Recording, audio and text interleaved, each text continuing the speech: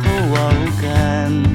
เรื่องนี้เรื่องนั้นวนเวียนซ้ำๆสุดท้ายก็เรื่องเก่าได้ยินแล้วมันเศร้านั่งอยู่ในรถคันเดิมทุกๆวันบางทีก็แสนเบื่อพอรถติดก็อยากทำงานเอาบางทีก็ยังเหงาพออยู่คนเดียวอยากฟังเพลงให้หายเศร้าเปิดวิทยุก็มีแต่เพลงเก่าจะมีใครคนหนึ่งบอกที่คือเฮาที่ยังตามหาสิ่งที่แตกต่างจากนี้ถ้าหากว่าเขาคนนั้นมีตัวตนอยากวอนขอให้ใครทุกคนช่วยทำให้เขาลงมาโอ้นางฟ้าเจ้าอยู่ไสเจ้าอยู่ที่ใดโลกของเจ้าใบนั้นหรือนางฟ้าจะเป็นเพียงความฝัน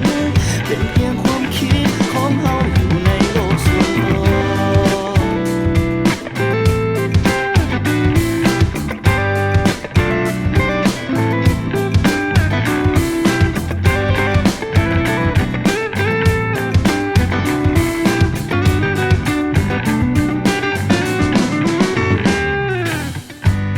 มันอยู่กับความคิดของตัวเองเพียงคนเดียว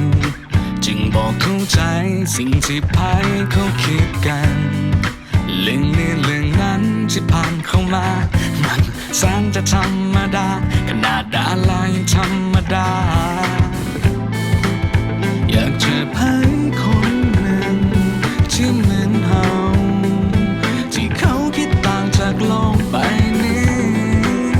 ถ้าหากว่าเขาคนนั้นมีตัวตนอยากวอนขอให้ภัยจากคนช่วยทำให้เขาลงมาโอ้นางฟ้าจะอยู่ไสอยู่ที่ใดโลกของเจ้าใบนั้นหรือนางฟ้าจะเป็นเพียงความฝันโอ้โอ้โอ้ โอ้นางฟ้าหรือเจ้าอยู่บนนั้นคอยแนม